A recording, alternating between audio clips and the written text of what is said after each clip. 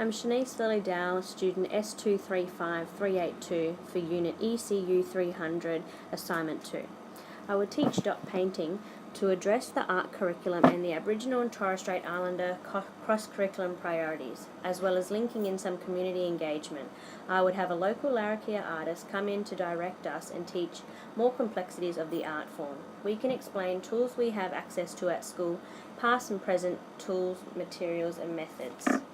To introduce the topic, we would research some art pieces, symbols and meanings, have a trip to the Darwin Museum and read some published stories. Aboriginals use dot painting as a way of telling a story and recording ritual practices, passing on the stories verbally as well as through music and art. They would use the pictures as a guide as they told the story, much like we use note cards for speech. What is the meaning of Aboriginal dot painting? So traditional Aboriginal dot paintings usually represent a story, generally regarding hunting or food gathering, and usually have traditional Aboriginal symbols embedded throughout the painting. These symbols, when explained, give a whole new meaning to the painting. It's unknown to many that Aboriginal painters introduced the dot painting technique in the early 1970s.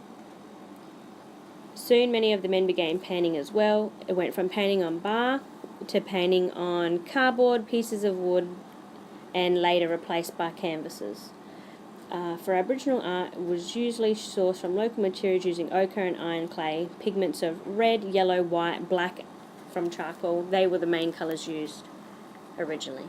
To demonstrate our task, I would read a book like The Rainbow Serpent and mind map out parts of the story we could include in our picture. Then together draft a picture and find what symbols we can use.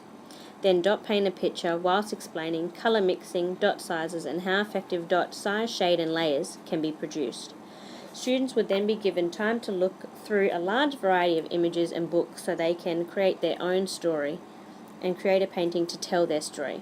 YouTube videos and things could be played during this time as a visual stimulus.